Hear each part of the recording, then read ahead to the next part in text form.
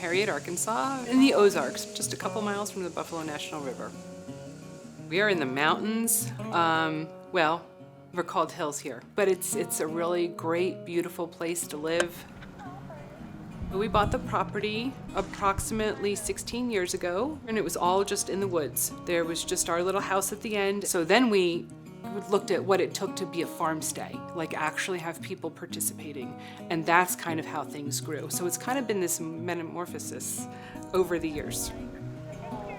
We've created this very unique homestead experience that guests can come, and we can really tailor it to what they want to learn about how their food gets from the farm to the table.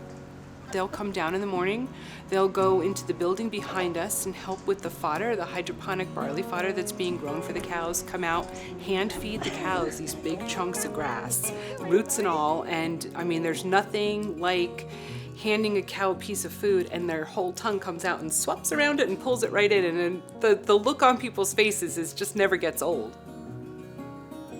Everything that we put out is pretty much from the farm or from surrounding farms. So we have a micro dairy, and so we make buttermilk and ricotta cheese and yogurt and things like that. We're raising our own beef and veal.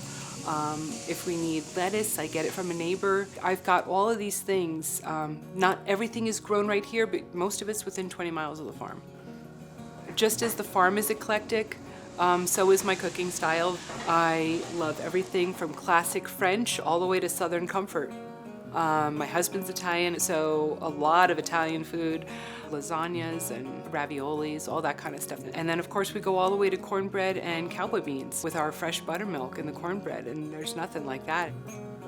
Cooking's gotta be my love language, so I get very happy when people enjoy food. I like that part when they put it to their mouth the first time and they're just like, oh.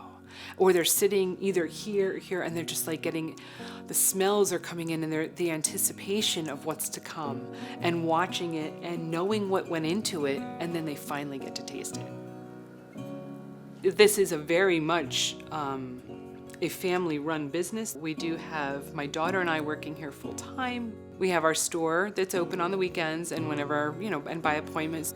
We do ship things, but primarily everything that's cooked here is for our guests that are staying on the farm, and they'll order extra stuff to take with them. It's just a little taste for them, but I think if they go home from here and they all of a sudden notice a farmer's market that they never noticed in their community before, and now they're gonna go shop at the farmer's market, that's, I feel like, mission accomplished.